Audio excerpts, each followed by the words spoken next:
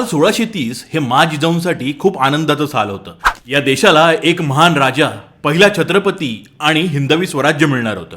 पण एक वर्ष आधी 1629 साल मा जिजाऊंसाठी दुःखाचा डोंगर घेऊन आलं होतं. कारण तेव्हा जिजाऊंचे वडील आणि महाराजांचे आजोबा लखोजी जाधवराव यांचा खून झाला होता. तो काळ अहमदनगरच्या निजामशाहीचा उतरता काळ होता. निजामशाहीचा पेशवा, खऱ्या अर्थाने निजामशाही चालवणारा असा आफ्रिकेतून आलेला एक मातब्बर लढवय्या मलिक अंबर मरण पावला होता.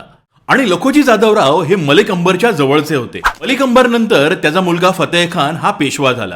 तेव्हा फतेह खानच्या विरोधी गटात हमीद खान नावाचा एक सरदार होता. त्याने सुलतानचे कान भरले आणि फतेह खानला अटक करण्यात आली. त्यामुळे लखोजी जाधवरावांना निजामशाहीमध्ये आपल्या भविष्याची चिंता होऊ लागली आणि ते मुघलांकडे जाण्याचा विचार करू लागले. आणि हे सुलतानच्या कानावर पडलं. लखोजी जाधवरावांसारखा मोठा सरदार त्यांच्या सैन्यासकट मुघलांना मिळणं हे निजामशाहीला परवडण्यासारखं नव्हतं. त्यामुळे त्याने लखोजी जाधवराव व त्यांच्या मुलांना निजामशाही दरबारात बोलवलं आणि देवगिरीच्या किल्ल्यात बेसावध असताना लखोजी जाधवराव व त्यांची मुलं अश्लोजी, राघव व यशवंत यांचा खून करण्यात आला.